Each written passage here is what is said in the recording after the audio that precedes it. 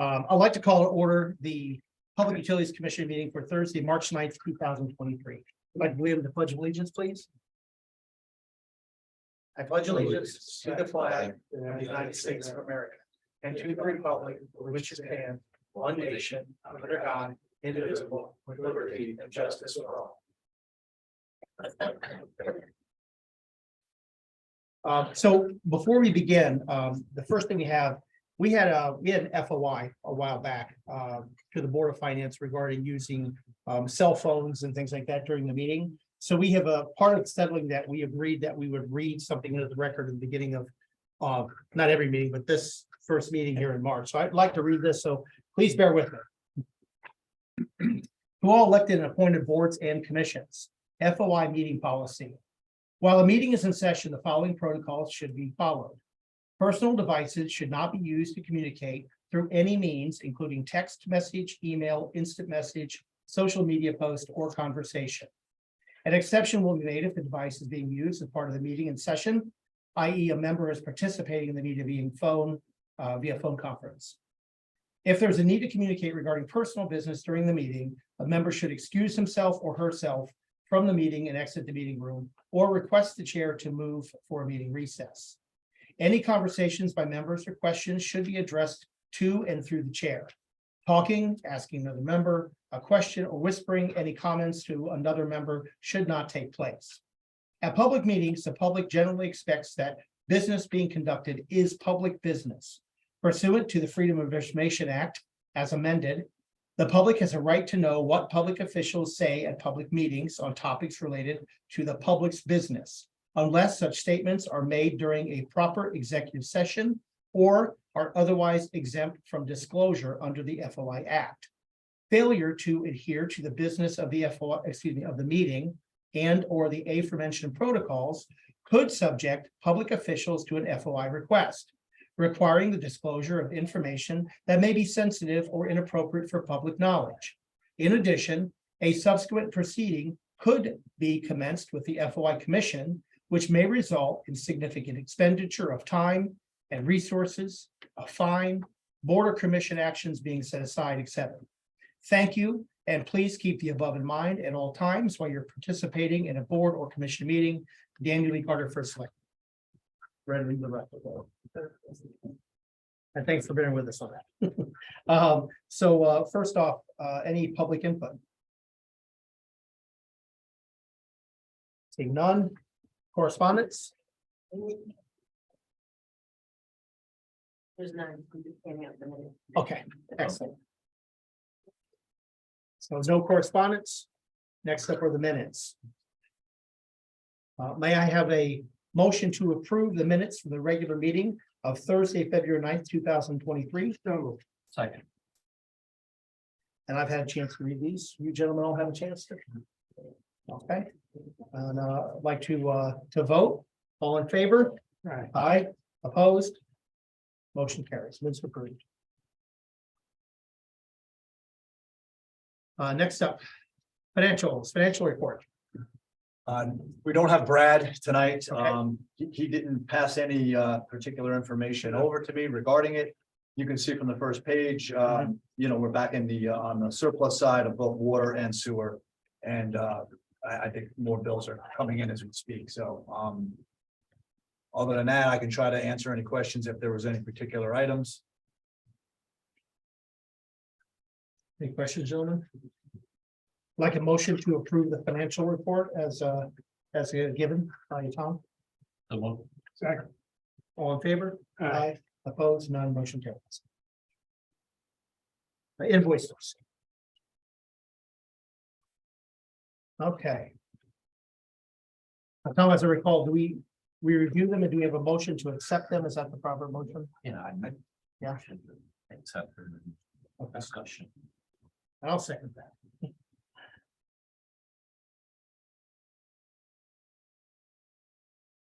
I'll make a motion that we approve the invoices submitted for March 9th in the amount of $32,698.83. Second.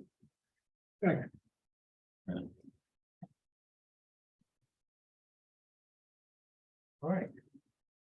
Any questions or discussion? Okay, there's a motion on the floor. All in favor? Aye. Opposed? Motion carries. Okay, next up, new business. Benedict Road, Millbrook Road, Design Conservation District Road, 22 lots, sewer main extension and sewer allocation of 5,280 gallons per day. Thank you, gentlemen.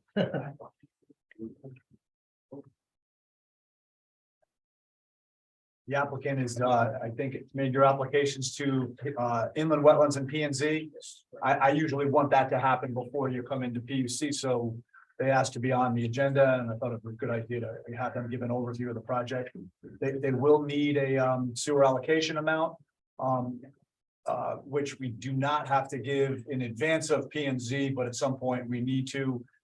We can go ahead and do that at this meeting. And I'll give it over to the applicant. Thank you. Good evening, Doug DeVesta, freshman from New York, here with the Steiners, Chris and Greg Steiners. They're the owners of the property. It's actually 22 houses on one lot, not 22 separate lots. Okay.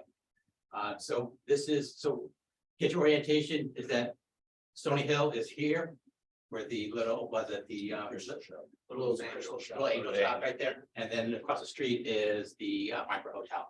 So that's where we are. It's that big open field that you see that's in that area there.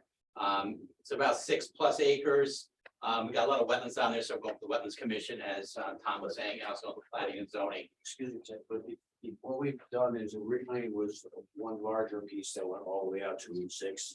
So we're in the process of subdividing or having a split so that we'll have about 275 commercial across the front. So the front will always be commercial on Right. Route 6. And then as you turn the corner, the micro hotel's over here. And then we were able to get a zone change to put this into residential to match this residential. So it'd be a transition zone from commercial to a little bit more dense, and then to the other house that we built Oldfield and Millbrook back 20 years ago. Where's Millbrook? Right here, the actual 4 houses that we built, people are back here, Okay, and then there's a temporary circle back here. So the house, there's 4 houses there, but this road is a paper road only. It does not, and Right. will not exist, but it's owned by the town. I think the maps show that as like 4 other They are. residential lots, which they- you've now combined. Exactly. They always have been, when this was subdivided, or years and years ago, there was 8 subdivided, 8 there. We ended up not using those 8, and just became a storm detention basin for the Millbrook and the Oldfield roads. So even though they were set as individual lots, they will not be built, and we're not proposing to build on them. Now, so that's gonna stay at that end. Exactly, as it No is matter now. what you do, that'll be dead. Exactly. Again, this is really just a paper road. Right. For the town. Because the cul-de-sac is up. Is up, Right. right, Right, Yeah. right. It's up higher. yes. And as Tom was saying, these were 4 individual lots. We combined them all as part of our project from here. Okay. So what we're asking for is this, we have sewer and water available. So we're asking for the sewer, an extension or an addition to it. So what I've got here is our site plan laying out where the sewers are. So there's already an existing sewer line that comes down Millbrook, and piece comes in off of Oldfield, correct? Then it comes down through the paper road manhole, then it takes a 90-degree east, then 90-degree to the north and out into Stony Hill Road. So that's where that's where the sewer line's connecting here, as Greg was saying, across from the commercial piece we have there. Doug, those are existing lakes. These are this line coming from Oldfield, from Millbrook, and down through Steiner's property and out to Stony Hill is all existing. Exist. So what we're looking to do is tie into this manhole here. Coming out to our road, have a manhole here, a spur going up to the south to pick up these 5 houses here. And then continuing down and southerly around backside to pick up the remaining 17 houses there. Gravity line, 8-inch line, starting from the manhole here back through the whole project. Each house will have their own, each house will be connected to the sewer through a lateral. Water is in Benedict Road is a valve here the Steiners put in years ago. So we're gonna tie into that, come in, and water will continue up to the south and then around to the north there. We did talk to Tom about putting a hydrant in. Hydrant would go right here at this point here. And that's what he Are you recommended. looping that? Sorry, Are you gonna loop that no, water we're line? not, no. So how many gallons per minute a day you're gonna flow through that line, that 8-inch line? I don't know, I haven't. I don't, the reason I'm saying that is you got an 8-inch line, right? Correct. You're flowing 2 gallons a minute per house. Maximum. Yeah. So I'm just looking at the movement of water. Mhm. We have to go in front of Aquarian, so we have a meeting with them, so I think someone will be dictated by what Aquarian will tell us to do also. Yeah, It's because gonna it's be not an our water. extension You of put a their- blow it up there and you have to flush it out. Right, right. So I have they can blow up stagnate on each water. end and the hydrant, so, All right, I just- If they want a hydrant, they're gonna probably want an 8-inch line. Exactly. yeah, and we're proposing 8-inch line anyway for the whole thing, so. So 8-inch line for water, 8-inch line for the sanitary sewer, and then we have potentially gas, we have talked to the gas company still about bringing gas in. We have underground utilities will come in off this pole here and go service the whole project. So I came up with, I use 100 gallons a day for our service. And, I'm sorry, what were the size of the houses? 2 bedrooms? Three 3 bedroom. bedrooms? There's 3 bedrooms, 2 and a half baths. So they range from Our sewer allocation. 1,700 square feet Single family, for it's 80 the gallons smaller per units. per day. Okay. And Attached to 2,200 square feet for a larger unit. So with a bath that's what's up. downstairs. They're all 3 bedrooms. So what is the allocation again for a 3-bedroom house? It's 80 gallons per room? What we use for a single family detached, 80 gallons per bedroom. So if you plugged in 80 instead of 100 where he's got it here, you'd come up with 5280. And on the attached units, that's where we use 100. And that's what we did last time I came. Correct. Correct, yeah. So just to give you an idea, this is a rendering of what the buildings would look like, the houses would look like, so. So that's kind of, we have 2 different sizes, a larger house, a larger one that has a master bedroom on the first floor, and a smaller one has a master on the second floor. So that's kind of that's kind of the development we're looking at doing here. Just give you an overall view. I know it's not part of your commission, but just get an idea of what it looks like. So if there's any questions, we'd like to All answer. unfinished basements, Correct. no bathrooms in the basement. No. Okay.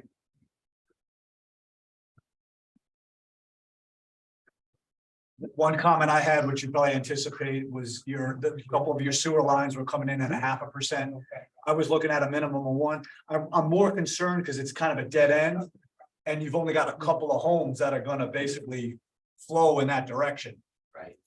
So in other words, you don't have any other upstream flow that's gonna help push that along. So my recommendation was go with 1% minimum, which will probably change your last slope going to the existing manhole to about a 2%, and I think you can get it all in. Yeah, I anticipate that question. Yeah. so. So I did look at that. Yeah. And. Right now, if we kept it as we have it now and went from this point here, which is manhole number 2, out to the end, manhole number 5. We went 1%, it gives only like a foot and a half of cover, which is not enough. So I worked backwards, what that's gonna do, if I kept my elevation at 3.5 feet of cover here with 8-inch line. Kept that and went back 1%, we have almost a 10-foot deep manhole right here. And that's kind of the reason why we didn't go to the 1%. Yeah. Because of that reason. And then this one gets around 9 feet and 8 feet, so they're fairly deep, Yeah. fairly deep manholes. That's the reason why we looked at that. Yeah, I didn't hold your end elevation. I kept your starting elevation and I went deeper. I think it would make. You got manhole, starting at manhole 5. Right here, yeah. If you went to 4, you'd be at maybe less than a foot deeper. To 3, you'd be, maybe around a foot, a little bit more, and then your deeper one, you'd be about 2 feet deeper than you are. Right, I worked it back. Yeah, I did it as well. And I would have a manhole 5. Manhole 5 would be about a foot and a half. Let's see, this is number 4. I've got it at like almost 1.5, 1 3/4, 1.75 feet deeper, 2 feet deeper, and this would be 2 feet deeper as well. So you start to get down there. That's the reason why we kept it at 5%. Right. That's what's right there, where they're tying in. They're tying in down here, so they're going 0.5% and then they're going. That's map. So in this map, It's this line, this manhole is here, going this way, going this way, going this way, going this way. So this run here is all at 0.5%. Okay. What I did, I had to be about 2 and a, I had you about 2 1/4 feet deeper. And then this run would be instead of 3.2, since it's deeper, it would come in about 2%. Right. So I was just, without a lot of flow coming down the line, I just thought maybe a little steeper upstream would be better. Well, you've got on that line there, you got 1, 2, 3, 4, 5, 6, 7 houses on that one line right there. So it's not just a couple houses. you know, No, seven- but I'm looking at the very like end where you only got maybe This 3 house- tying this in. house Here you're looking at coming in. So I don't think that's you'll have that's what I was gonna 1%. recommend. It's gonna change everything else. In other words, when I did, You want 1%. I came up with the new inverts here, Yeah. and I said what the change would be. 1.5%. So they would be 0.8, 0.86 feet deep. So if you guys want. Would be up, we're just talking amongst ourselves here. What if we went 1% from manhole number 5 to manhole number 4, and then 0.5% from 4, 3 down to 2, or to 1 here too. So this way we get that flood, that little steeper flow there. I mean, it won't be quite as deep here. I got A you. little less deep there. I got you. I mean, I would prefer just to stick with the 1% on such a dead end line, but You guys got the. Yeah, 'cause you're not- Do it. Okay, You're not we'll flowing. take care You're of not that. flowing a lot of water. Yeah. Hey, how, you're not dumping a lot of Yeah. water. no, Just- no. The depth and the velocity is gonna be Yeah. pretty low. I think That's we have. the problem you have with these toilets. I know. You're not dumping a lot of water. You require it. Maybe why it's, I didn't, You find it on the. that's the problem. By not having it, then we have the ability to. Okay, yeah, Yeah, what do we need? Yeah, so I'm gonna- We'll do one time, We'll do 1%. we'll change it, we'll probably do 1%. And I, Okay. what I'll do is make that comment at the P and Z level anyway, so if you're prepared for that already, you could probably have them changed by the time you appear at the meeting. I think we could, if the commission wants to just, require that, or, basically state that that's what they prefer. Better, the problem, you don't have to flow. Correct. So are Generate you a looking lot for, of water. are you just looking for the recommendation that sewer is available there? And the details to be worked out, or? I think so. Well, it was that, and you need a sewer allocation. Need the So- allocation, which we can do. when- Sometimes I prefer that they get further along with P and Z, just in case the lot, the number of lots gets reduced. So we could make a motion to approve up to 5280. If your lots get reduced, I don't think you'll need to come back here when you file an application. We would I don't think you're gonna lose any lots, but We you can't never do know. houses. I think we're at our maximum, and everything works out the way we got it. So- Right. So we're at 22 houses. Yep. That's what we stay at. I mean, other than the sewer allocation, do we have to do anything with respect to the map as approved, or just kind of sign off on it? Yeah, I don't think we have to do anything more. So Like it's I really said, just the allocation that we have to vote on? Yeah. Okay, So. Are they buying anything from the bank? it's 5280. That's. Hmm. And they know what the cost is gonna be. When the time comes, I Okay, mean, we don't alright. usually file that, permit and get the fee until. I can certainly fill you in on that, Yeah, but yeah. it's usually Just- basically 50 cents on the gallon, so 5280. The fee for the allocation is gonna be around $2,700.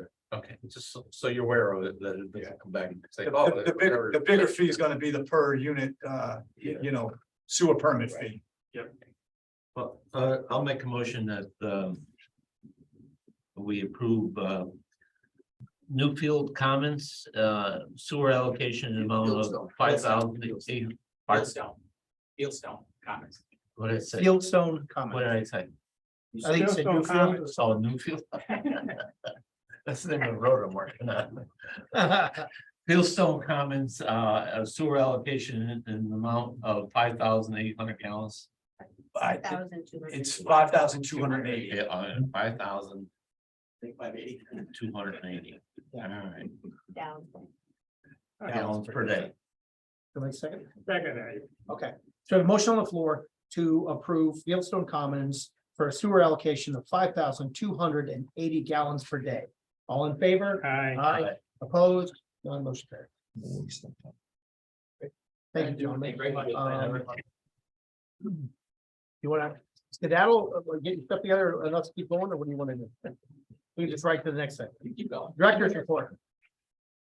Okay, let's see. Just an update, the Maple Avenue well, 1A rehab is complete, the well's back in service. chemical treatments didn't quite get it back to the specific capacity that it had previously. Talking to SB Church. That we're gonna look at another, possible for the next time. They told me about an alternative treatment where they inject carbon dioxide. Yeah, I heard that. Okay, so we haven't done it. We'll have to get some more information from them. Yeah. Supposedly it goes out into the formation a little deeper. Yeah. So we'll look at that possibly for next time. Which well was this? It was well 1A. We did 2A last year. Right. I'm gonna now budget to do one well each year, so for next year, 2A will be now 2 years old. Mhm. We can decide at that point whether we think we need it or not. Right, when they rehab a well like that, what do they do? A couple of things, well, they test it, so they flow and they figure out what the drawdown is, so they know what their starting point is, which we already know because had just been running it. Right. But basically then they surge it, they kind of inject air and they kind of like Yeah. pump water at the same time. And then they'll do like a chemical treatment, usually with an acid, hydrochloric acid. So that's a chemical treatment. you're talking Yes, so about. then they'll get the acid out and then they'll see what improvement they made. And then they'll hit it with hypochlorite, sodium hypo. Yeah. So they typically go with like 2. And then, we did an extra treatment because we were still gaining and we weren't where we wanted to be. But, it only went up incrementally. So at some point, you just can't keep hitting it with hypo and get incremental increases. And are we doing anything with the old wells? Well, we ran the old wells while, right, so, I mean, we haven't rehabbed those in quite a while, they're still Is putting that out what they were putting out. Oh, yeah. Yeah. Okay. The drawdown seemed to be pretty good. So I kind of am just using them as a backup. Probably got less snow. And the new ones. So that's where we're at with that. We did have, I guess, when they put it back in service, there was a problem in the VFD. I guess, like a heat sensor, I think, wire that burned. So, I can't think of the name of the company that did the drive for us, Flowtronics, I want to say. They came out, looked at it, and, they've got to come back and do, I think, another repair on it with the final wire, but I think they jumpered it out for now. So they should be back next week to complete that. Well, this item I had was kind of for Dino's information. He had been asking about preventative maintenance plan. Yeah. So I stopped over, talked to the guys. We did put something together. They're going around all the sewer stations and they're doing a whole series of tests. They're checking the voltage, the amperage, the ohms.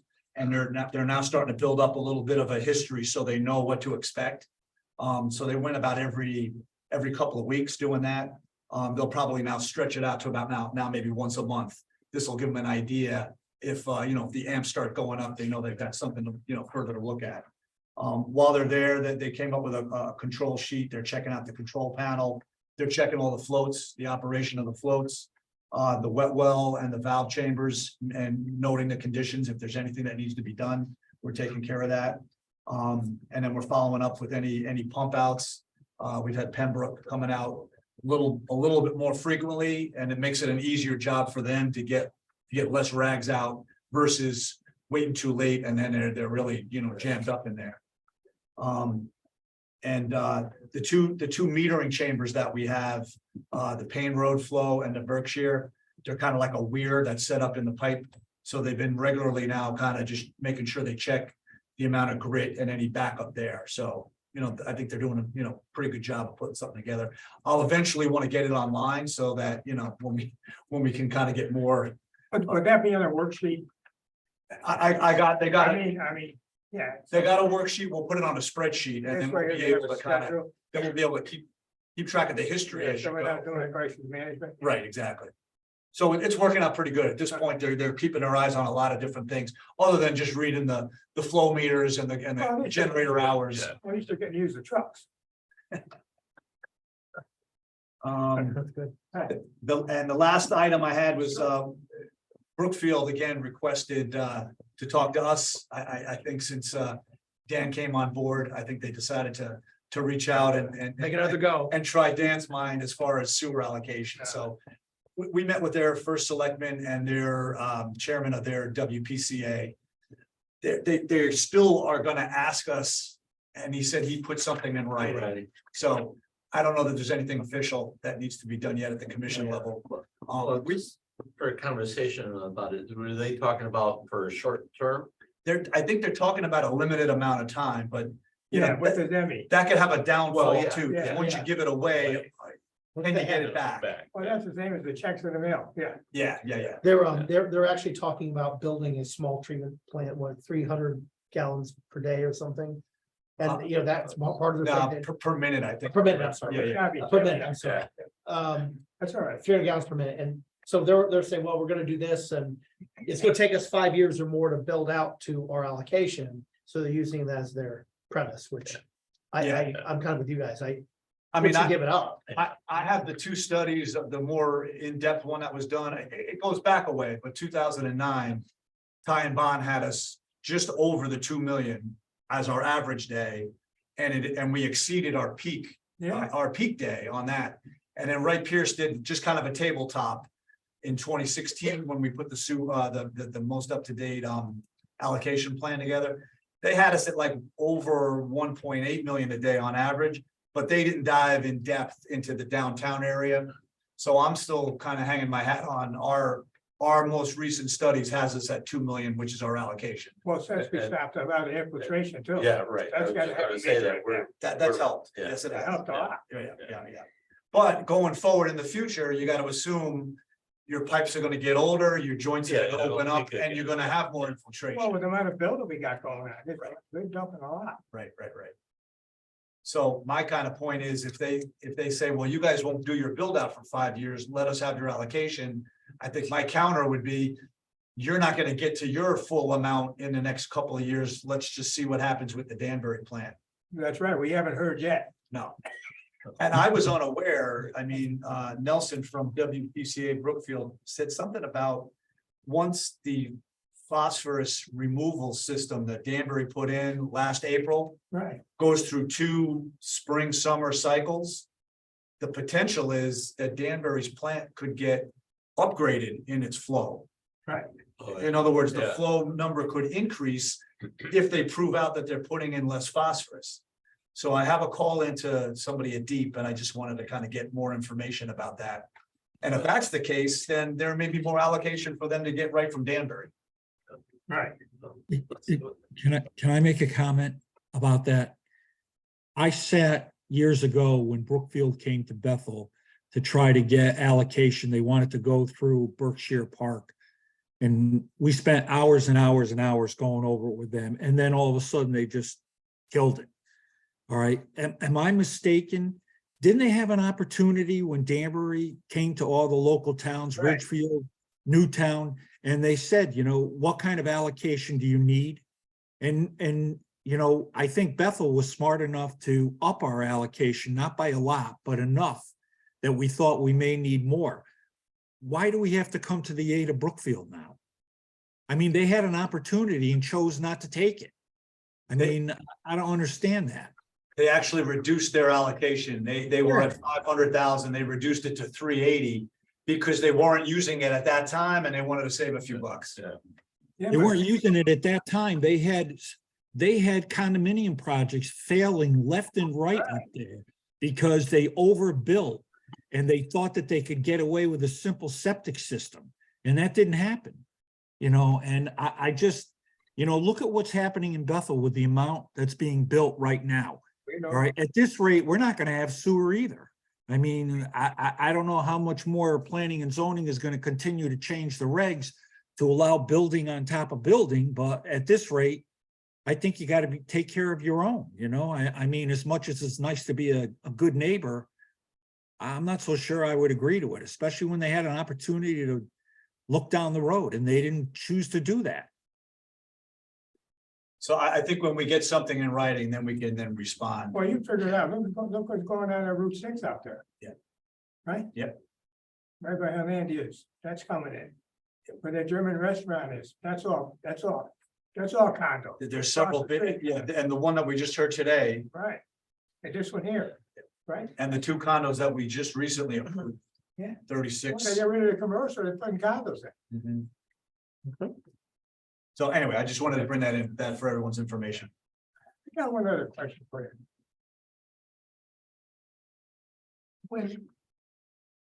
When they go out and take readings on meters. And they come back, and there's no reading on a certain meter, do they notify the resident? Or they just send out a rough bill? They send out an estimated bill. It shouldn't be, okay? Because if they don't get a reading, somebody should check it, see if somebody disconnected it, or there's something wrong with the meter. They send a bill for $360 estimated, when the guy's paying $90 with a bathroom and a sink. In a package store, the guy only, you know what I'm saying? Well, they estimate it based on their most recent But usage. it's not. But what I'm saying to you is, Yes, if they get a no reading in there, they should notify our guys. To go out there and find out what's going on. they do. We have a long list. Well, this guy here, nobody, he calls. I don't know who you, I mean, I'm not picking on anybody. All I'm trying to say is, they get a no reading, notify it, and have him call the owner. The guy gets an estimated bill, he's upset. How come? And then he calls, they go over, we gotta change the meter. Fine.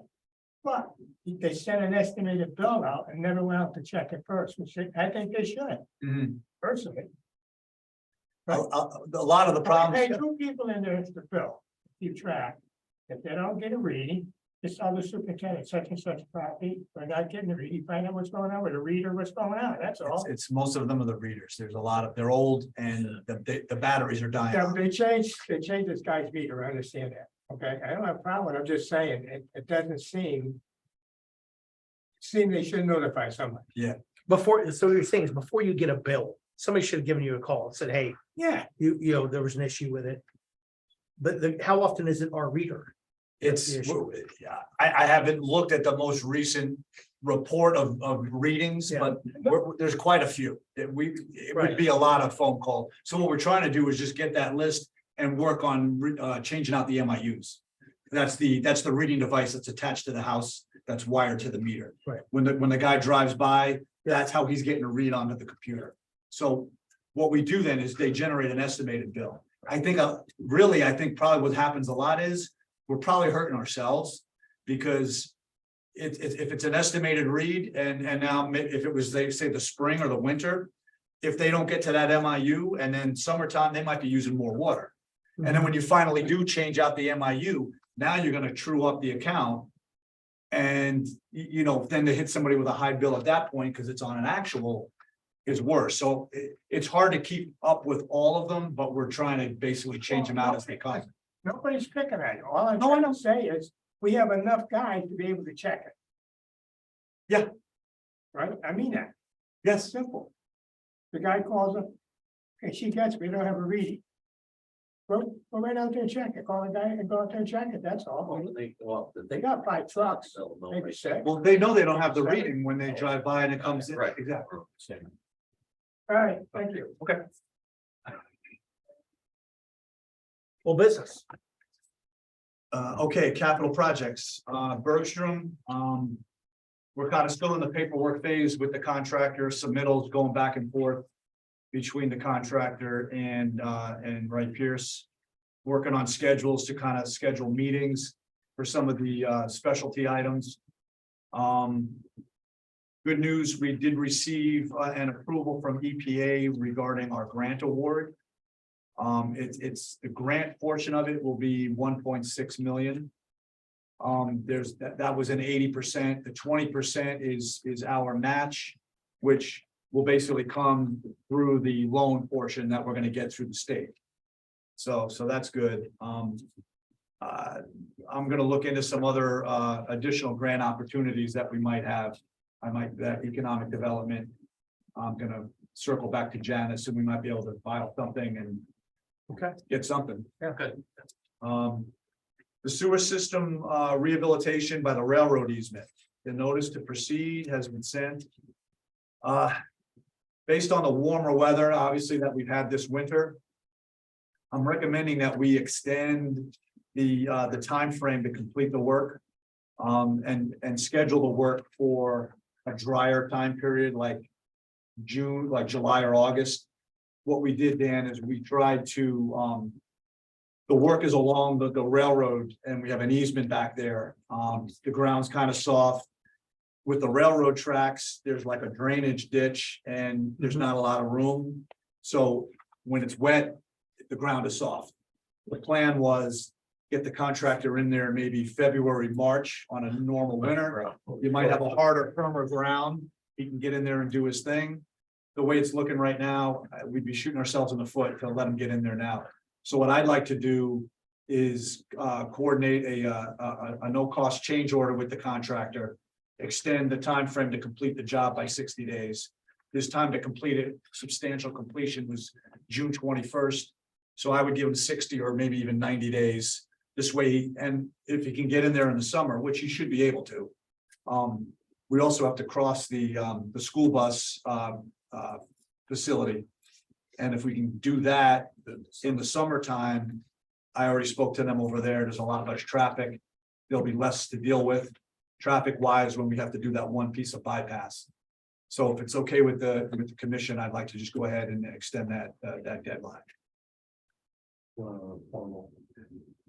was gonna say, probably we have to have a vote on, or it's. I would say Did we- probably. Probably because there's a contract, so I'll make a motion that we extend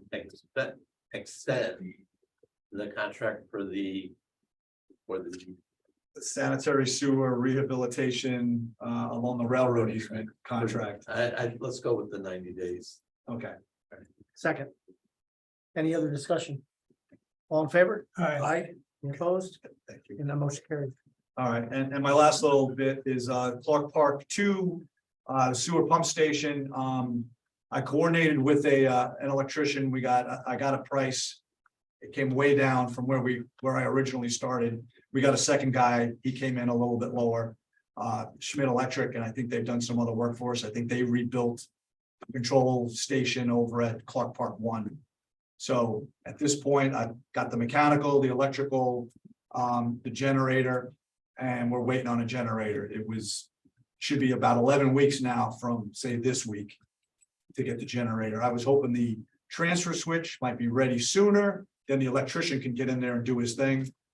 The generator guy's telling me it's on the same schedule, so maybe I'll get a surprise and we'll get it sooner, but. So that's moving, but it's probably, we're looking at the end of May into June probably. We'll probably get that before Eversource gets their boxes. Right? Are we waiting for Eversource boxes or like? The transformers or something? For the expansion. Yeah, Yeah, luckily, yeah, we have one out there already. We don't need to upgrade that piece of infrastructure, so. But that was it for updates. I'll just make one comment. I did have a chance to go out to the Paul Street Station and get the tour and meet the guys, at least 2 of them. Fantastic experience, really, you got really good people out there, so just figured I'd mention it. Did you go down the wet well? I did. Oh, I stuck my head in. I saw the grate. I asked him, I said, what's that grate for? I said, is that to keep these stupid politicians like me from falling in? He was like, yeah. That really good guys. Yeah, no, I put that grade in, I think, a few years ago. We probably, I got to get back on that. There's probably some other stations where we should have that safety grade. Anyway, I think, is there anything else somebody wants to add? Take a motion to adjourn. So moved. Second. On favor? Aye. Opposed? None. Motion definitely carried. Thank you. Yeah. Unrecorded.